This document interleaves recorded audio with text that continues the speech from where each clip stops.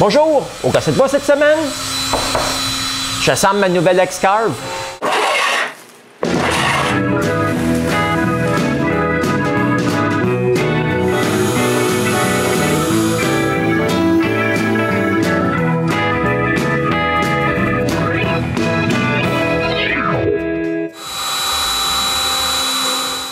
Récemment, les gens d'Inventables m'ont contacté pour me donner une X-Carve pour que je puisse l'assembler puis donner mon opinion sur sa construction puis ses performances. Je me suis donc trouvé de l'aide de mon entourage puis j'ai commencé.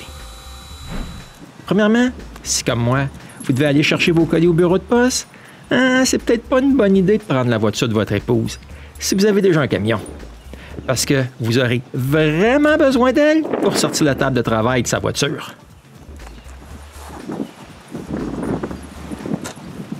Voici tous les colis que j'ai reçus d'Inventables. Il faut maintenant toutes les sortir des boîtes. La grosse boîte, comme j'avais prédit, c'est la table de travail. C'est un gros morceau. À l'arrière, ils ont collé un sac avec tout ce qu'il faut pour assembler la table. Mais la colle du sac, là, elle est restée collée sur l'MDF. OK, je sais, c'est juste en dessous, là, mais j'aime pas ça pareil. J'enlève donc la colle avec de l'essence minérale. Ensuite, la boîte en long contient tous les guides.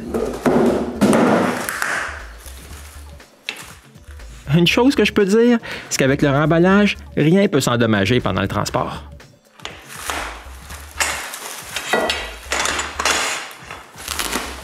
Ensuite, la boîte carrée contient toutes les choses nécessaires pour assembler la machine au complet. Les deux autres paquets sont des choses d'extra que j'ai commandées, comme des plaques de circuit imprimées, avec les mèches pour couper le cuivre, et finalement un mandrin d'un quart de pouce, parce qu'il y a juste celui d'un huitième qui est fourni avec le kit. Avant de commencer une étape d'assemblage, on écoute les vidéos qui montrent toutes les étapes de cette partie de l'assemblage. Il y a aussi des explications écrites avec des photos pour chaque étape. Mais malheureusement, il n'y a pas toujours de vidéo. Ça va me causer des troubles plus tard. Toutes les vis, rondelles et les autres pièces nécessaires à l'assemblage sont pas mal bien séparées en plusieurs petits sacs. Mais il n'y a pas de pièces d'extra par contre. On commence par assembler le chariot de l'axe des X. Ça l'est droit cette pièce-là pour des gros doigts comme les miens. Mais je réussis pareil. Voici le premier morceau d'assemblée. Il en reste encore pas mal à faire avant que ça soit fini. Voici toutes les roues sur le chariot de l'axe X. Après, je peux installer le moteur et les autres petites choses qui s'y rattachent.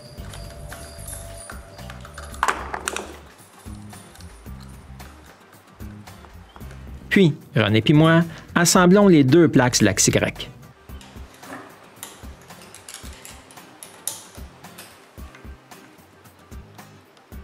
Quand les plaques sont prêtes, on peut les visser au glissière de l'axe X.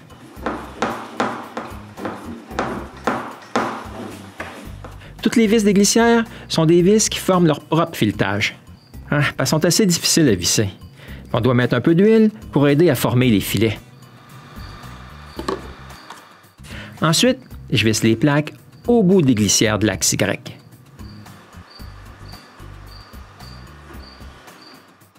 Avant de visser les autres plaques, il faut mettre l'assemblage de l'axe X dans les glissières.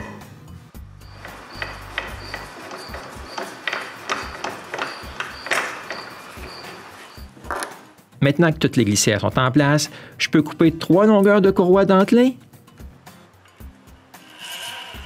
les ficher à leur place, puis les fixer fermement. Il faut installer les 3 courroies pour les axes X et Y. Maintenant, c'est le temps d'assembler le chariot pour l'axe Z.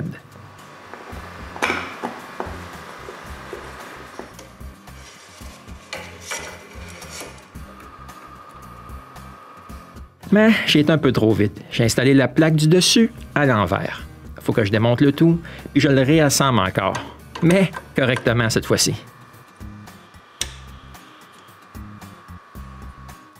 Ensuite, je peux visser tous les fils à leur place. OK, il y a pas mal de fils à visser, mais c'est assez bien expliqué. Ensuite, je soude les interrupteurs de fin de course. J'avais ramené mon fer à souder du chalet juste pour ça. Pendant que je fais toutes les soudures nécessaires, René tape tous les fils ensemble. Ensuite, affiche sa couette à l'intérieur d'une des chaînes pour les fils. Puis, on peut installer le moteur en place.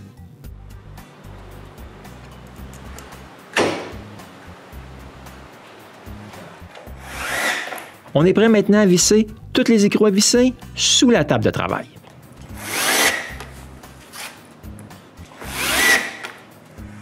Maintenant, on peut assembler tous les morceaux de la table de travail.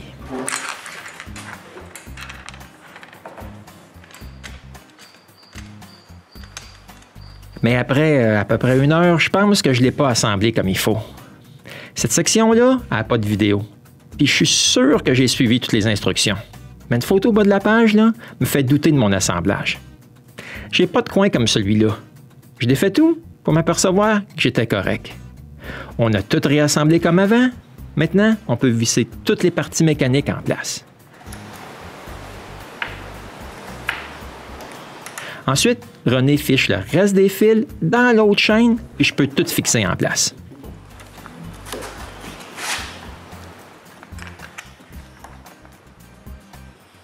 Maintenant, on commence toutes les connexions électroniques. René assemble le bloc d'alimentation, pendant que moi, je visse tous les fils en place. Il y a aussi d'autres soudures à faire pour les contrôles de fin de course puis le moteur.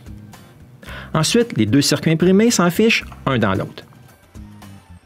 Une chose que je peux dire, là, c'est que c'est pas très chic la partie électronique. Mais je me sens dans mon environnement. Ça ressemble beaucoup au projet électronique que je faisais dans le bon vieux temps. Il y a 13 ans, je cachais tout dans une boîte en bois. Hein? Je peux dire que rien n'a changé pour moi. Hein? Ma construction n'est pas encore finie. Il faut installer des butées de fin de course. Puis aussi vérifier l'ajustement de la XZ et de mettre le tout d'équerre. Maintenant, je peux tester le tout. La ZDY marche bien, mais pas le X. Ça m'a pas pris beaucoup de temps avant que je m'aperçoive que j'avais mal vissé un fil. Après l'avoir vissé correctement, ça fonctionne. Mais j'ai un problème avec mes fins de course. Le seul schéma électrique des connexions est sur cette photo. Puis quand je le regarde de plus près, je m'aperçois que les fils ne commencent pas au premier contact. J'ai fait une erreur de connexion. J'arrange ça, puis maintenant, tout marche parfaitement. À ce moment-là, on a plein notre casse, puis on arrête pour la journée. Le lendemain, on déplace la X-Car plus loin, et je me prépare à graver mon logo. Pour faire ça, j'utilise un programme Canvantables fourni, Easel. Mais c'est un programme qui fonctionne sur un furteur web. Et sur mon ordinateur, ça ne marche pas avec Firefox. J'installe donc Chrome pour le faire marcher. Importer mon logo dans Easel, c'est assez facile. Après l'avoir dessiné dans Photoshop, je choisis l'option Image Vectorizer d'Easel. Je navigue jusqu'à mon logo, puis je l'importe. Ensuite, je le grossis à la grosseur que je veux. J'ajuste la profondeur que je veux, puis le tour est joué. Je suis prêt à sculpter. Le programme me demande d'activer le retour à 0, puis le tour retourne au coin gauche. J'ai ajusté le tout pour que le coin soit à position de 0 cm en X puis 2 en Y. Maintenant, grâce au contrôle, je déplace la mèche là où je veux sur ma planche.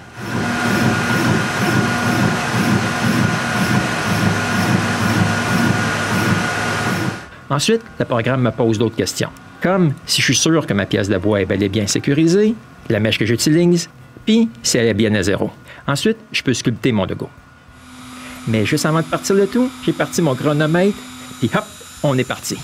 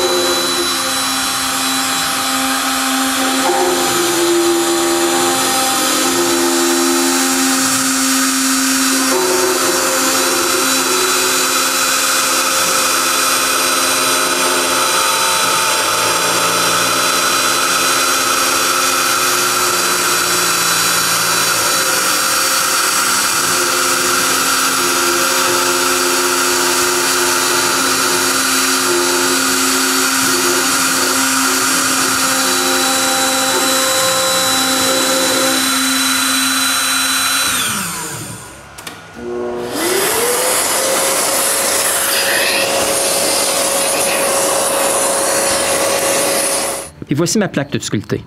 Je la regarde, je trouve qu'elle est bien mieux que celle que j'avais laissée dans mon vieil atelier. La seule chose à faire pour la terminer est de l'assembler un peu. La couper aux bonnes dimensions. Peinture en noir, les parties sculptées. Puis quand la peinture est finie, il faut attendre que ça sèche avant de assembler l'excès de peinture.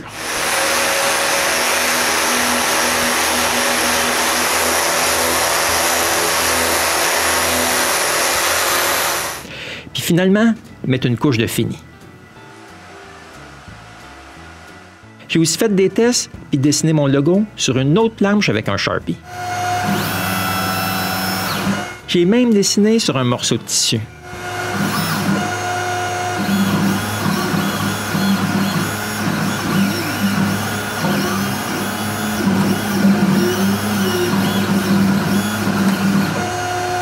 À la fin, j'ai des logos sur du bois et du tissu, mais ça n'a pas marché sur des t-shirts. J'aimerais bien dire que tout a marché comme sur des roulettes, mais c'est pas tout à fait le cas. Je me suis aperçu que mon axe Y en arrachait et il y avait des ratés. En cherchant sur le forum d'Inventables, j'ai trouvé la solution. Il faut ajuster un potentiomètre pour avoir plus de courant sur le moteur de l'axe des Y. C'est probablement parce qu'il y a 2 moteurs à contrôler et qu'il faut plus de courant. Maintenant, tout marche parfaitement. J'ai aussi eu des problèmes avec des écrous. J'ai eu aucun problème avec les écrous d'arrêt en nylon, mais j'ai dû en acheter d'autres pour les ajouter par-dessus les écrous excentriques. Il y a eu 4 écrous qui se sont dévissés toutes seuls. Mais avec des écrous d'arrêt en nylon par-dessus, j'ai plus de problème. Faut dire que j'aime bien le look des chaînes pour garder les fils propres.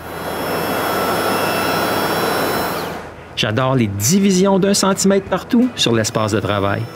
C'est facile à savoir de combien de centimètres on peut bouger le chariot. Mais pour être vraiment honnête, il va falloir cacher la partie électronique. C'est pas très beau. Mais c'est pas grave, parce que j'ai été capable de créer mon logo de 3 façons différentes, puis je suis pas mal content.